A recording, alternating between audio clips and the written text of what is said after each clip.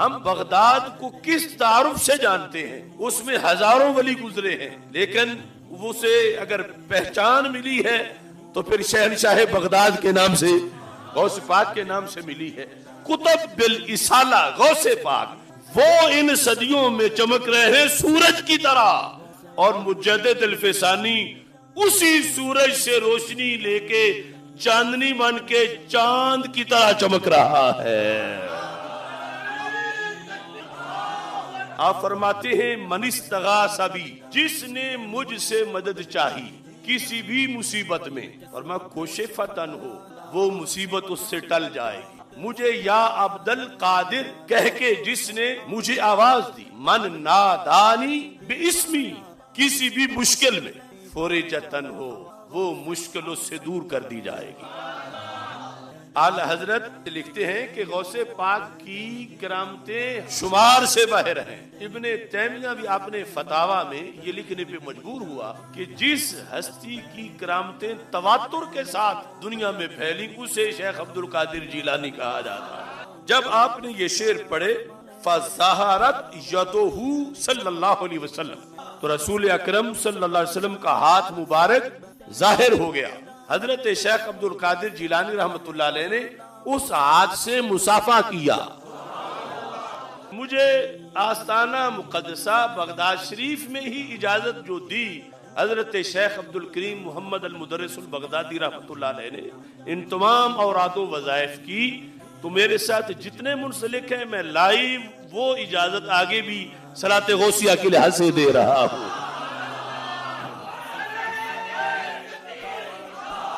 بسم اللہ اشرح لی صدری واحلل عقدۃ من لسانی یفقہوا قولی، رضیت باللہ ربا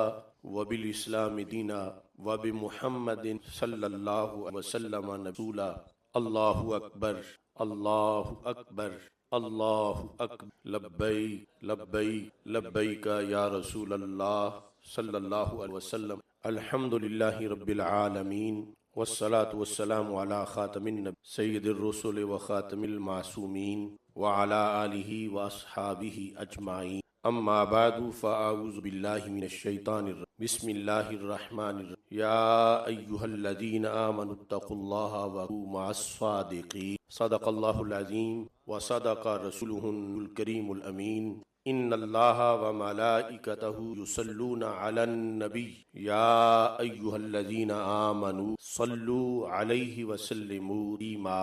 الصلاۃ والسلام علیک یا سیدی یا رسول اللہ وعلی آلک واصحابک یا حبیب اللہ۔ الصلاۃ والسلام علیک یا سیدی یا رسول اللہ وعلی آلک واصحابک یا حبیب اللہ۔ الصلاۃ والسلام علیک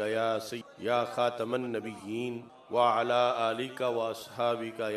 یا خاتم المعصومین۔ مولاي صل وسلم دائما ابدا علی حبیبک خیر الخلق، منزہ عن شریک فی محاسنہ، فجوہر الحسن فی غیر منقاسم، محمد تاج رسل اللہ قاطبۃ، محمد صادق الاقوال والکلم، محمد ذکرہ روح لانفسنا، محمد شکرہ فرد علی الامم۔ ربی صلی وسلم دائما ابدا علی حبیبک خیر الخلق کلہم۔ خدایا بحق بنی فاطمہ کہ برقول ایما کنی خاتمہ، اگر دعوتم رد کنی ور قبول، منو دستو دامان آل رسول صلی اللہ علیہ۔ شجر سرو سہی اگائے تیرے، فاضل بریلوی رحمۃ اللہ علیہ نے پیران پیر دستان شیخ عبد القادر جیلانی قدس سر العزیز کی بارگاہ میں خراج تحسین کا، شجر سرو کس اگائے تیرے، معرفت پھول سہی کس کا کھلایا تیرا، شجر سرو سہی کس کے اگائے تیرے، معرفت پھول سہی کس کا کھلایا تیرا، تو ہے نوشا براتی ہے یہ سارا گلزار، تو ہے نوشا براتی ہے یہ سارا گلزار، لائی ہے فصل سمن گوند کے صحرا تیرا، نہیں کس چاند کی منزل میں تیرا جلوائے نور، نہیں کس آئینہ کے گھر میں اجالا تیرا، مزرائے چشت و بخارا و عراق و اجمیر، کون سی کشت پہ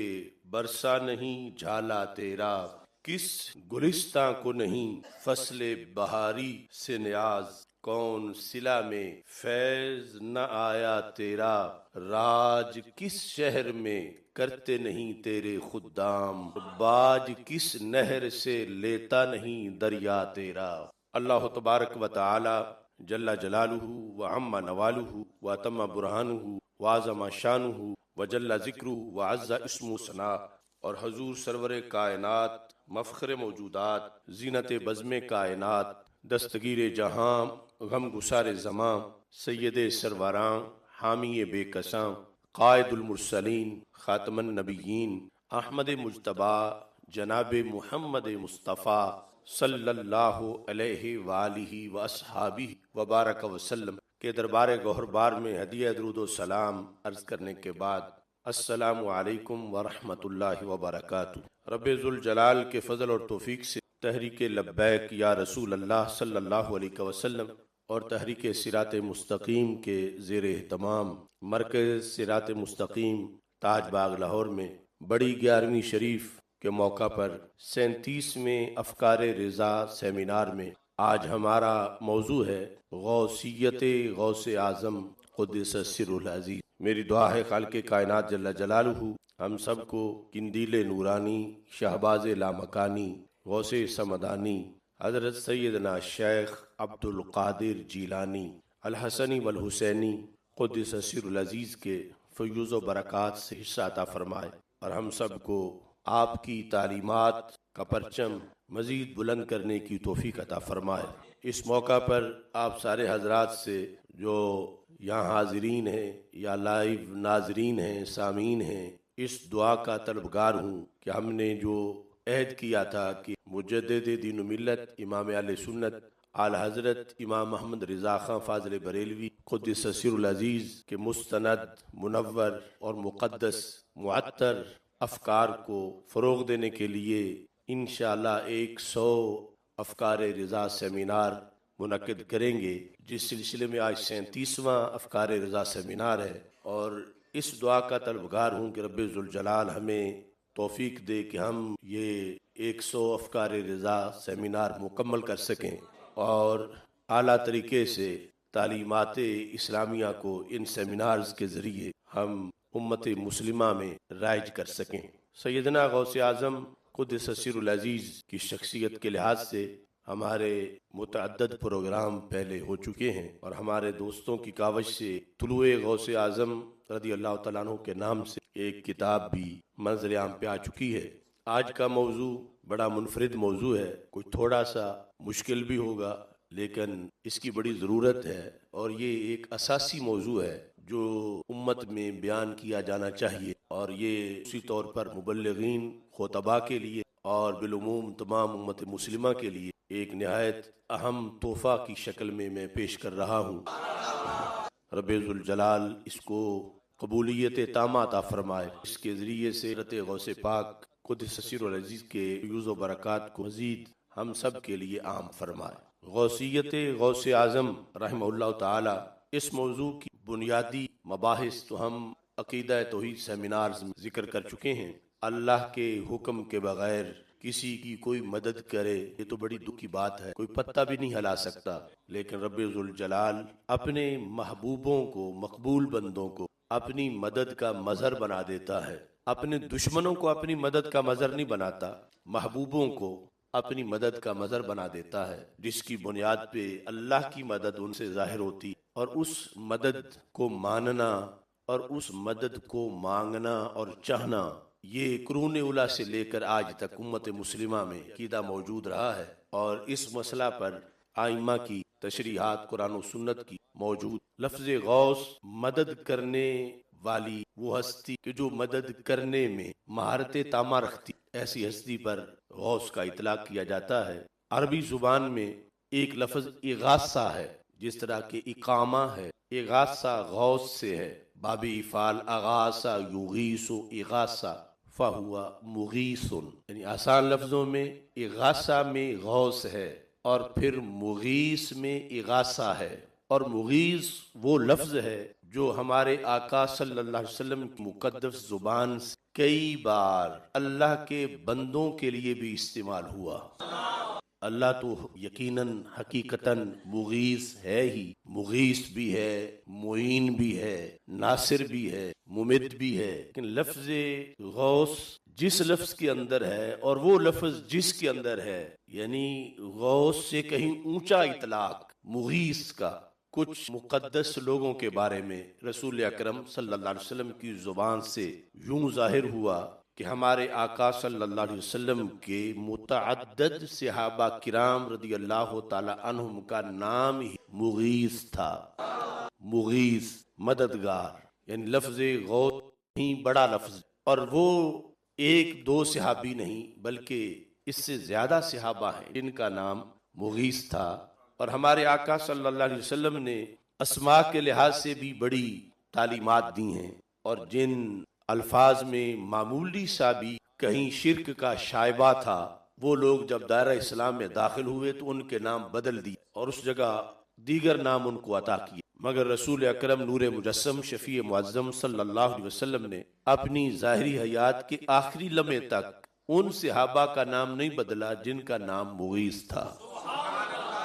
ہمارے آقا صلی اللہ علیہ وسلم کائنات میں سب سے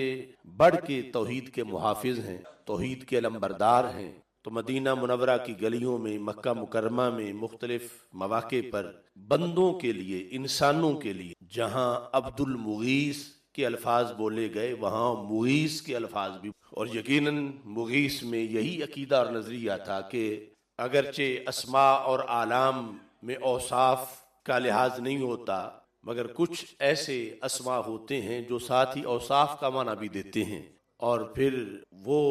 وصف ماننا کسی بندے کے لحاظ سے رسول اکرم نور مجسم شفیع معظم صلی اللہ علیہ وسلم کی تعلیمات کا حصہ قرار پایا کہ استقلالاً مستقل بالذات ہونے کے لحاظ سے اللہ کی توفیق کے بغیر تو یہ کوئی مغیث نہیں بن سکتا اور نہ کسی کو مغیث مانا جا سکتا ہے، لیکن اللہ چاہے تو رب ذوالجلال کے بندے غوث بھی ہوتے ہیں، مغیث بھی ہوتے ہیں، اور اس پر ہمیشہ امت مسلمہ قائم رہی۔ سیدنا غوث اعظم رضی اللہ تعالی عنہ کی غوثیت کے اندر دو چیزوں کا بنیادی طور پر بڑا دخل ہے۔ ایک آپ کا خاندان رسول صلی اللہ علیہ وسلم سے ہونا، اہل بیت اطہار رضی اللہ تعالی عنہم میں سے ہونا، اور سیادت کی خصوصی برکات اور عنایات نوازشات کا حامل ہونا، اور دوسرا ولایت کے لحاظ سے ولایت کی جو منفرد عظمتیں ہیں ان کا حامل ہونا اور ان سے متصف ہونا۔ یہ دونوں چیزیں یعنی نسبت خاندان رسول صلی اللہ علیہ وسلم اور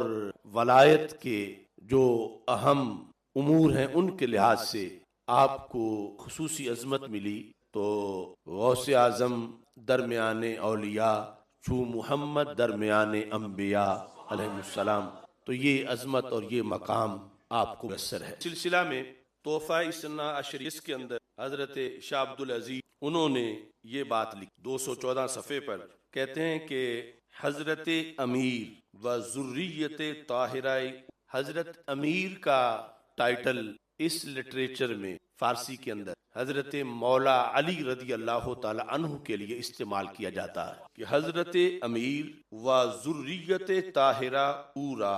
تمام امت بر مثال پیرانو مرشدان می پرستند۔ آپ لکھتے ہیں کہ حضرت مولا علی رضی اللہ تعالی عنہ اور آپ مقدس اولاد کو تمام امت مثال پیرانو مرشدان می پرست، آپ کو اور آپ کی اولاد کو ساری امت پیرو مرشد کی طرح مانتی، پیرانو مرشدان کی طرح مانتی، و امور تکوینیہ را بعیشا و بستہ می دانند، اور تمام امت امور تکوینیہ کو حضرت مولا علی رضی اللہ تعالی عنہ اور آپ کی ذریت طیبہ سے وابستہ جانتی ہے۔ امور تکوینیہ، امور تکوینیہ یعنی کائنات کے اندر نظام ہستی میں مختلف شعبہ جات، اور پھر یہی وہ ساری حیثیات جن کو مشکل کشائی یا حاجت روائی سے تعبیر کیا جاتا. تو شاہ عبدالعزیز لکھتے ہیں کہ امور تکوینیہ را با ایشاں وابستہ میدانت، یعنی ساری امت امور تکوینیہ کو مشکل کشائی، حاجت روائی، دستگیری، بندہ پروری یا جھولیاں بھرنا یا مرادیں پوری ہونا، ان چیزوں کو امت حضرت مولا علی رضی اللہ تعالی عنہ اور آپ کی ذریت طاہرہ سے وابستہ مانتی ہے. و فاتحہ و درود و صدقات و نظر و منت بنام ایشاں رائجو معمول گردیدہ، کہ ان ساری ہستیوں کے نام سے فاتحہ درود کا اہتمام کرنا، ان کے نام پہ صدقات کرنا اور ان کے نام کی نظر، ان کے لحاظ سے مختلف قسم کے ایصال ثواب، حضرت شاہ عبدالعزیز کہتے ہیں رائج و معمول گردیدہ، یعنی امت میں رائج ہیں اور امت ان پہ عمل کرتی ہے. حضرت شاہ عبدالعزیز رحمۃ اللہ علیہ کو چونکہ آج جو ہماری ایک اپوزیشن ہے وہ وہابی اور دیوبندی لوگ انہیں بعض وجوہ سے اپنا مقتدا قرار دیتے ہیں، تو حضرت شاہ عبدالعزیز واضح الفاظ میں امور تکوینیہ کے اندر جو ان نفوس قدسیہ کا کردار ہے اور پھر امت کے اندر جو فاتحہ درود کے معمولات ہیں، جس کی روشنی میں ہی ایک سلسلہ 11ویں شریف کی تقریبات کا بھی ہے، وہ کہتے ہیں کہ یہ امت کا معمول ہے. چنانچہ با جمی اولیاء اللہ ہمیں معاملہ است، جس طرح کے ان ہستیوں کے علاوہ جو اولیاء اللہ ہیں جو کہ اہل بیت اطہار رضی اللہ تعالی عنہم میں سے نسب کے لحاظ سے شمار نہیں ہوتے، ان کے لحاظ سے جس طرح کی امت کا معاملہ ہے، اب وہ امور تکوینیہ کے لحاظ سے یا فاتحہ درود کے لحاظ سے اس کو بھی حضرت شاہ عبدالعزیز جو ہیں انہوں نے یہاں پر بیان کی. تو حضرت غوث پاک رضی اللہ تعالی عنہ کی غوثیت میں سب سے پہلے اس چیز کو مد نظر رکھنا ضروری ہے کہ انہیں فیوز و برکات کے لحاظ سے نسل رسول علیہ الصلوۃ والسلام میں ہونے کی وجہ سے جو ممتاز مقام ملا، اس کی وجہ سے آپ کی غوثیت دیگر کئی جو غوث ہیں اس سے انفرادی عظمت و شان کی مالک ہے. یہاں پر جو آج کے منکرین ہیں ان کا جو بابائے منکرین ہے اسماعیل دہلوی، اس نے خود اپنی کتاب صراط مستقیم کے اندر حضرت غوث پاک کا یہ لقب تسلیم بھی کیا اور اسے لکھا بھی ہے، اور اعلی حضرت فاضل بریلوی رحمۃ اللہ علیہ نے انہیں یہ یاد بھی کرایا ہے کہ تم آج فریاد رس کے لحاظ سے شرک کے فتوے لگا رہے ہو کہ اللہ کے سوا کسی کو اگر فریاد کے لحاظ سے پہنچنے والا مانا جائے تو شرک ہو جاتا ہے، تو تم نے تو غوث اعظم مانا ہوا ہے، تو جب غوث اعظم تم مان چکے ہو تو اس سے نیچے فریاد رسی کے وصف کسی کے لیے ماننا، یہ تم کس لحاظ سے اسے شرک قرار دے سکتے. فتاوی رضویہ شریف میں جلد نمبر 9 کے اندر اعلی حضرت فاضل بریلوی 834 صفحے پر اس حقیقت کو لکھا. آپ فرماتے ہیں، اور وہ حوالہ اصل میں صراط مستقیم جو اسماعیل دہلوی اس کا حوالہ ہے، اس میں اسماعیل دہلوی کا یہ قول ہے. آپ لکھتے ہیں میاں اسماعیل نے صراط مستقیم میں کہا طالبان نافہم می دانن کہ مانیز ہم پائے حضرت غوث الاعظم شدیم، کہ ہم سے جو تعلق رکھنے والے نافہم طالب علم ہیں وہ یہ سمجھتے ہیں کہ ہم بھی حضرت غوث الاعظم کے ہم پایا ہو گئے. تو کہنے لگا کہ یہ ان کی خام خیالی ہے، یعنی کہاں ہم اور کہاں حضرت غوث اعظم. تو کہا کہ یہ طالبان نافہم ہیں جو ہمیں غوث اعظم جیسا سمجھنا شروع ہو گئے، اور یہ تھا جو ناخوب بتدریج وہی خوب ہوا. کبھی اسی فرقے کے بڑے تو انہیں یہ سمجھا رہے تھے کہ ہمیں غوث پاک کی طرح نہ سمجھو، اور ان پچھلوں نے آپ خود رسول پاک صلی اللہ علیہ وسلم کی مثل ہونے کی دعوے شروع کر دی اور مثلیت کی رٹیں لگانا شروع کر دی. تو یہاں طالبان نافہم میدان کے مانیز ہم پایائے حضرت غوث الاعظم شدیم. تو حضرت غوث الاعظم پورا یہ لکھ کر اعتراف کیا کہ واقعی سیدنا شیخ عبد القادر جیلانی وہ غوث اعظم ہیں، وہ حضرت غوث اعظم ہیں. اور ہمارے لحاظ سے ہمارے ماننے والوں کو یہ سمجھنا چاہیے کہ ہم چے نسبت خاک رب عالم پاک ان کی ہستی بہت بلند ہے، تو ہمیں ان کی ہم پلہ قرار نہ دے. ایسے ہی आला हजरत फाजिल बरेलवी रहमतुल्लाह अलैह ने इसी जिल्द नंबर 9 के सफ़ा नंबर 806 के ऊपर एक हकीकत को इस सिलसिला में बयान की। 806 सफ़ा पर आला हजरत फाजिल बरेलवी रहमतुल्लाह अलैह ने हजरत शाह वलीउल्लाह मुहद्दिस देहलवी का एक कौल पेश किया और 807 पर इस्माइल देहलवी का कौल उसी मुनासबत से मैं भी पेश कर रहा हूँ जो पहले तोहफा इसना आशिया से जो है वो पेश की। तो ये बात भी सिराते मुस्तकीम इस्माइल देहलवी की किताब है, उसके अंदर उसने लिखी, दर सल्तनते सलातीन व अमारते उमरा हिम्मत एशारा दखले हस के बर सयाहाने आलमे मलकूत मखफीनेस। ये इबारत सिराते मुस्तकीम की है और यहाँ पहले जो बहस है वो हजरत मौला अली रदी अल्लाह ताला अन्हु के तसर्रुफात की है। इस्माइल देहलवी ने ये जुमले लिखे और आला हजरत फाजिल बरेलवी फरमाते हैं कि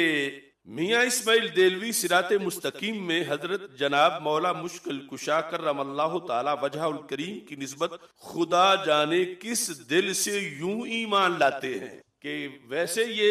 उम्मीद तो नहीं की जा सकती कि वो लोग ये माने, लेकिन अल्लाह ही बेहतर जानता है कि ये वो ईमान मौला अली की इस शान पे कैसे लाए कि दर सल्तनत सलातीन सलातीन की सल्तनत में व अमारते उमरा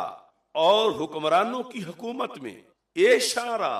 दखले हस। एशा कौन? मौला अली रदी अल्लाह ताला अन्हो को दखले हस ऐसा दखल है, यानी बादशाहों के बादशाह बनने में, सुल्तानों के सुल्तान बनने में हजरत मौला अली रदी अल्लाह ताला अन्हु को वो किरदार मुयस्सर है इन्हें बादशाह बनाने में और सुल्तान बनाने में कि बरसयाहाने आलमे मलकूत मखफीनेस के सलातीन की सल्तनत और हुक्काम की हुकूमत में हजरत अली करमल्लाहु ताला वजहुल करीम की हिम्मत को ऐसा दखल है जो आलमे मलकूत की सियाहत करने वालों पर मख्फी नहीं। अब ये मुश्किल कुशाई और हाजत रवाई हजरत मौला अली रदी अल्लाह ताला अन्हु के लिहाज से इस्माइल देहलवी ने अपनी किताब सिराते मुस्तकीम में तस्लीम की और इसके साथ फिर हजरत शाह वलीउल्लाह उनकी जो किताब हमात है उसका हवाला देते हुए आला हजरत फाजिल बरेलवी रहमतुल्लाह अलैह ने ये लिखा कि हमात में शाह वलीउल्लाह लिखते हैं, दर औलियाए उम्मत व असहाबे तरीक अकवा कसे के बादहू तमाम राहे जज़ब। कहते हैं कि औलियाए उम्मत और असहाबे तरीकत में सबसे ज्यादा कवि शख्सियत वो है, क्योंकि गौसियत को समझना है, औलियाए उम्मत और असहाबे तरीकत में सबसे ज्यादा कवि शख्सियत वो है जिसके बाद तमाम राहे इश्क मुअक्कद तरीन तौर पर उसी निस्बत की असल की तरफ मायल और कामिल तरीन तौर पर उसी मकाम पर कायम हो चुकी है। वो कौन है? कहते हैं हजरत शेख मोहिउद्दीन अब्दुल कादिर जिलानियान की औलियाए उम्मत और असहाबे तरीकत में सबसे ज्यादा कवि शख्स, यानी ये तो वाज़ेह है कि इन अलकाब में सहाबा के बाद की हस्तियां मुराद हैं, तो कहा कि हजरत शेख मोहिउद्दीन अब्दुल कादिर जिलानी है। वलिहाजा गुफ्तान कि ऐशा दर कुबूरे खुद मिसल अहया तसर्रुफ मी कुनन। ऐशा कि हजरत शेख अब्दुल कादिर जिलानी जैसे बुजुर्ग जो हैं वो क्या करते हैं, दर कुबूरे खुद अपनी कब्रों में मिसले अहया जिंदों की मिसल तसर्रुफ मी कुनन तसर्रुफ करते हैं, यानी जिस तरह जिंदा लोग जो हैं वो ताउन करते हैं, मदद करते हैं, दस्तगीर बन जाते हैं। बाकी बुजुर्गों का तो हजरत शाह वलीउल्लाह ने वैसे जिक्र किया, लेकिन गौसे पाक रदी अल्लाह तआला अन्हु का नाम लेकर और मोहिउद्दीन लकब का तज़किरा करके कहा कि ये वो हैं जो कब्रों के अंदर जो हैं वो अहया की तरह, जिंदों की तरह तसर्रुफ करने वाले हैं। काजी सनाउल्लाह पानीपत्ती साहिब जिनको गैर मुक़ल्लिदीन बर्रे सगीर में इल्मे तफसीर में अपना हवाला करार देते हैं, अगरचे इसमें वो सीना जोरी कर रहे हैं, चूंकि काजी सनाउल्लाह पानीपत्ती के अकायद व नजरियात और हैं और इन लोगों के अकायद व नजरियात और हैं, लेकिन चूंकि वो दावेदार हैं कि वो हमारे हैं तो उनके हवाला जात भी इस सिलसिला में फिर आला हजरत फाजिल बरेलवी रहमतुल्लाह अलैह ने पेश की। इस सिलसिला में जिल्द नंबर 9 के صفحہ نمبر 810 پر اور 811 پر آپ نے یہ لکھا۔ 810 پر کہتے ہیں کہ سیف المسلول، یہ قاضی ثناء اللہ کی پانی پتی کی یہ تصنیف ہے۔ اب یہاں پر چونکہ اس وقت کا سارا لٹریچر فارسی زبان میں تھا، آپ لکھتے ہیں کہ قاضی ثناء اللہ نے سیف المسلول میں لکھا فیوز و برکات کارخانہ ولایت کہ از جناب الہی بر اولیاء اللہ نازل می شود، اول بر یک شخص نازل می شود و ازا شخص قسمت شدہ بہر یک از اولیاء اثر موافق مرتبہ و بحسب استعداد می رسد، کہ ولایت میں کارخانہ ولایت کے جو فیوز و برکات ہیں اللہ کی بارگاہ سے جو اولیاء اللہ پر نازل ہوتے ہیں، تو طریقہ کیا ہے؟ قاضی ثناء اللہ نے کہا طریقہ یہ ہے کہ پہلے یہ سارے ایک شخص پہ نازل ہوتے ہیں، پہلے ایک شخص پہ اترتے ہیں اور وہ شخص جو ہے وہ آگے تقسیم کرتا ہے، اولیاء وقت میں سے ہر ایک کو اس کے مرتبہ اور استعداد کے مطابق وہ آگے فیض پہنچاتا ہے۔ اللہ کی طرف سے ایک ہستی پر آتے ہیں اور وہ ہستی پھر وقت کے جو ولی ہیں ان کی استعداد کے مطابق اور ان کے مرتبے کے مطابق فیوز و برکات ان ولیوں کو وہ ہستی تقسیم کرتی ہے۔ کہتے ہیں ہیچ کس از اولیاء اللہ، یہ لفظ بڑے قابل غور ہیں، ہیچ کس از اولیاء اللہ بے توسط او فیض نمی رسد و کس از مردان خدا بے وسیلہ او درجہ ولایت نمی یابت، کہ جو وہ ہستی کے جس پر اللہ کی طرف سے فیوز و برکات آتے ہیں، کوئی ولی اس ہستی کے وسیلے کے بغیر ولایت نہیں پا سکتا، اور کوئی بھی ولی اس کے وسیلے کے بغیر کوئی فیض نہیں پا سکتا۔ ہیچ کس از اولیاء اللہ بے توسط اس مرکزی کردار ولی جس پر سب کے لیے آتا ہے، اس کے توسط کے بغیر فیض نمی رسد و کسے از مردان خدا بے وسیلہ وہ درجہ ولایت نمی یابد، کسی کو بھی درجہ ولایت اس کے بغیر نہیں ملتا۔ اقتاب جزی و اوتاد و ابدال و نجبا و نقبا و جمی اقسام از اولیاء خدا بوے محتاج می باشن، سارے اوتاد، سارے ابدال، سارے نجبا، سارے نقبا و جمی اقسام از اولیاء خدا بوے محتاج می باشن، اس ولی کے محتاج ہوتے ہیں۔ صاحب ای منصب عالی را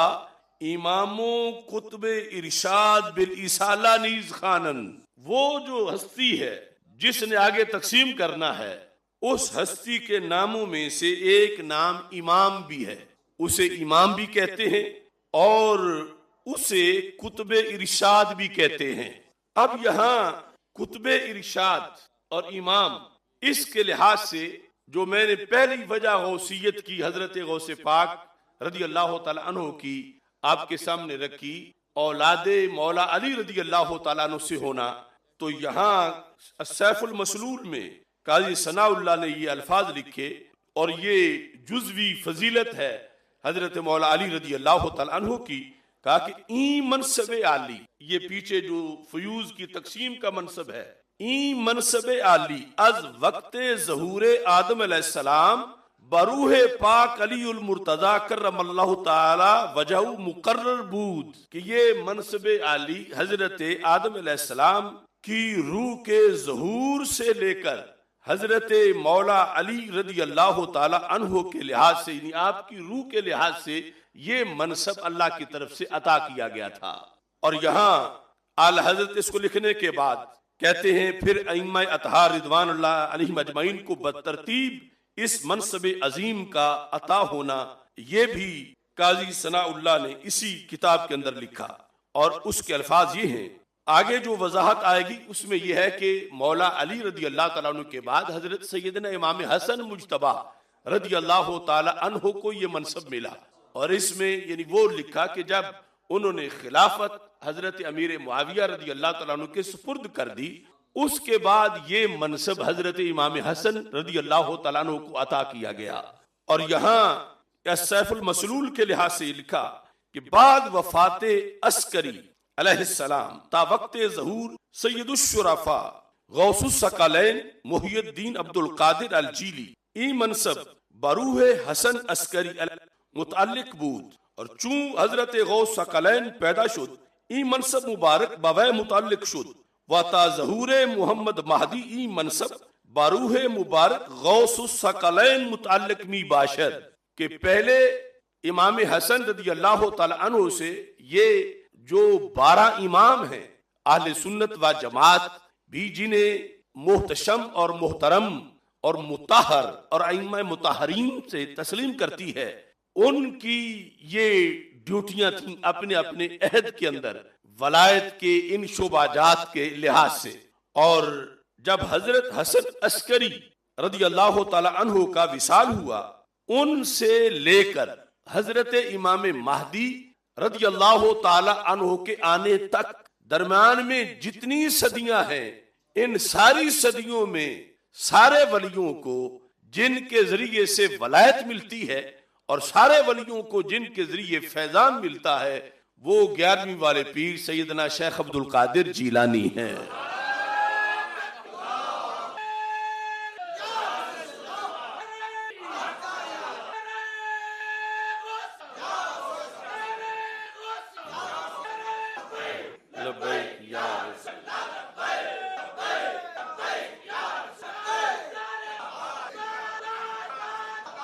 تو فتاوی رضویہ شریف جلد نمبر 9 صفحہ نمبر 811 پر اعلی حضرت پھر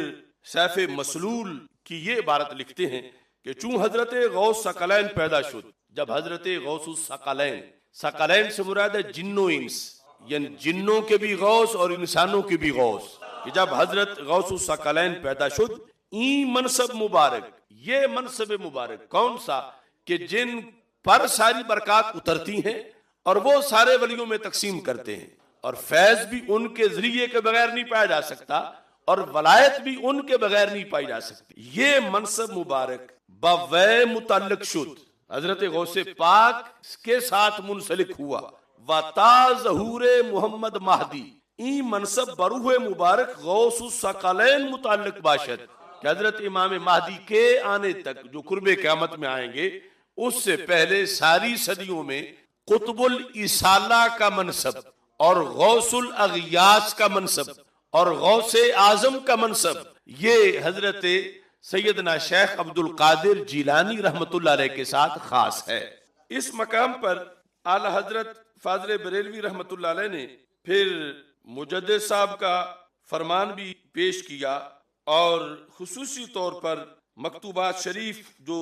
جلد نمبر 2 ہے اس کے اندر اس کی وضاحت ہے، اور اس کے علاوہ تفسیروں میں سے حضرت محمود آلوسی بغدادی ان کی تفسیر کے اندر بھی یہ موجود ہے کہ قطب الاصالہ ان ساری صدیوں میں حضرت غوث پاک رضی اللہ تعالی عنہ۔ تو مکتوبات شریف کی جلد نمبر 2 میں مکتوب نمبر 123 اس کے اندر یہ وضاحت ہے، اب یہ بھی فارسی میں ہے تو تھوڑی سی مشکل تجھے برداشت کرنی پڑے گی۔ صفحہ نمبر 144 دفتر سوم حصہ نہم مکتوبات امام ربانی جلد نمبر 2 123 مکتوب یہ لکھا ہے، در آثار این بزرگواراں و ہم چنی بعد از ارتحال ایشاں، ان بزرگوار یعنی ائمہ اہل بیت کے زمانے میں اور ان کے وصال کے بعد ایشاں ہر کرا فیض و ہدایت میرسد، جنہیں بھی فیض ملتا ہے اور جنہیں بھی ہدایت ملتا بتوسط این بزرگاں بودا، ان بزرگوں کے وسیلے سے وہ سب کچھ ہوتا ہے، و بحلولت ایشانان ہر چند اکتاب و نجبائے وقت بودا باشن و ملاز و ملجا ہما ایشاں بودان، چی اطراف را غیر از لحوق بمرکز چارانیس، تا آن کے نوبت بحضرت شیخ عبد القادر جیلانی قدس سرہ میرسد، کہ وہ فیوز و برکات جو ائمہ اہل بیت کے ذریعے تقسیم ہوتے رہے، چلتے چلتے یہ نوبت، یہ باری، یہ منصب حضرت شیخ عبد القادر جیلانی قدس سر العزیز تک پہنچا، وچون نوبت بائیں بزرگوار شد، منصب مذکورہ باؤ قدس سرہ مفوض گشت، جب زمانہ حضرت غوث پاک رضی اللہ تعالیٰ عنہ کا آ گیا تو پھر کیا ہوا، منصب مذکورہ منصب یعنی وہ قطب الاصالہ کا، کہ جن کے ذریعے ولایت تقسیم ہوتی ہے یا ہدایت تقسیم ہوتی، مفوض बाऊ कुद्दस सिर्रुहु गश्त, ये मनसब हजरत गौस पाक के सुपुर्द कर दिया गया, मुफव्वद क्या माना इनके तफवीज कर दिया गया। व मा बैन आइम्मा मज़कूरीन व हजरत शेख हेच कस बरी मरकज मशहूर नमी गर्दद आइम्मा अहले बैत से लेकर गौसे पाक तक दरमियान में और किसी हस्ती को ये मनसब नहीं दिया गया। और फिर आप से लेकर आगे हजरत इमाम महदी रदी अल्लाह ताला अन्हु के आने तक कुतुबुल इसाला और गौसे आजम का मनसब ये 11वीं वाले पीर के हिस्से में ही आया है। तो यहाँ आपने फिर वो मशहूर शेर लिखा मुजद्दिद साहब ने, यानी वली रा वली में शनासत, मुजद्दिद साहब यानी हज़रत गौसे पाक को ये खराज तहसीन पेश कर रहे हैं कि आप कुतुबुल इसाला हैं, महज कुतुब नहीं और महज गौस बल्कि गौसे आजम हैं। हजरत गौसे पाक रज़ी अल्लाह ताला अन्हु ने अपने अशआर में ये लिखा था, जब हम बगदाशी पढ़ते थे तो उस वक्त भी ये जो मेन गेट थे दोनों दरबार गौसे आजम के, उन पर ये सबसे ऊपर ये शेर लिखा गया था। वो क्या है? अफलत शुमूसुल अव्वलीन व शम्सुना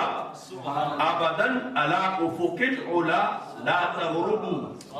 तर्जुमा ये है कि हमसे पहले लोगों के सूरज गुरूब हो गए। अफलत शुमूसुल अव्वलीन, अव्वलीन के सूरज गुरूब हो गए। व शम्सुना, और हमारा सूरज वो कैसे है? कहते अबदन अला उफुकिल उला, हमारा सूरज हमेशा बुलंदी पर है। ला तगरुबू, गुरूब नहीं होगा। तो मुजद्दिद साहब ये शेर लिख के फरमाते हैं, मुराद अज शम्स आफताबे फैजान हिदायत व इरशाद अस, कि यहाँ सूरज से मुराद वो दूसरा सूरज नहीं है, बल्कि शम्स से मुराद क्या है? आफताबे फैजान हिदायत व इरशाद, रहनुमाई और हिदायत का जो सूरज है, यानी पहलों ने रहनुमाई की और दुनिया से चले गए। पहले औलिया जो सहाबा अलैहिम रिदवान के बाद है उनकी बात है। और कहते हैं गौसे पाक हमारा सूरज ये हमेशा बुलंदी पे चमकेगा, कभी भी गुरूब नहीं होगा। इसी का तर्जुमा आला हजरत रहमतुल्लाह अलैह ने किया, सूरज अगलों के चमकते थे चमक के उफ़के नूर पे है मेहर हमेशा तेरा। तो ये जो फैजान है, यानी फैजान काम उम्मत में हमेशा जारी रहेगा। ये इनफिरादियत है तो गौसे पाक की, वरना इनसे पहले भी कितने बड़े बुजुर्ग हुए। यानी एक हिस्सी मिसाल ये है कि आप हजरात, हम जो अजम में हैं, हम बगदाद शरीफ को किस की पहचान समझते हैं या बगदाद को किस तारुफ से जानते हैं? हालांकि हजरत गौसे पाक वाली जो सदी है उससे कई सदियां पहले उसमें हजारों वली गुजरे हैं और बाद में भी, लेकिन उसे अगर पहचान मिली है तो फिर शहनशाह बगदाद के नाम से, गौस पाक के नाम से मिली है। तो ये हिस्सी तौर पर भी अमलन भी ये साबित हुआ कि शम्सोना, हमारा सूरज हमेशा बुलंदी पे रहेगा और कभी गुरूब नहीं होगा। और मुराद ये है कि फैजान बतदरीज और तसलसल के साथ और कसरत के साथ आगे उम्मत में ये फैजान जारी रहेगा। यहाँ पहुंचकर हजरत मुजद्दिद अल-फैसानी रहमतुल्लाह अलैह ने एक सवाल किया और खुद उस सवाल का जवाब भी दिया, और वो सवाल फतावा रिजविया में भी है और फिर उसका जवाब भी। और इससे यानी ये पता चलता है कि ये जो मुजद्दिदैन है, यानी हजरत मुजद्दिद अल-फैसानी रहमतुल्लाह अलैह और मुजद्दिद मिल्लत आला हजरत इमाम अहमद रजा फाजिल बरेलवी रहमतुल्लाह अलैह, यानी इनका आपस में कितना फिक्री कुर्ब है और किस हद तक आला हजरत को अकीदत है मुजद्दिद साहब के साथ। तो फतावा के अंदर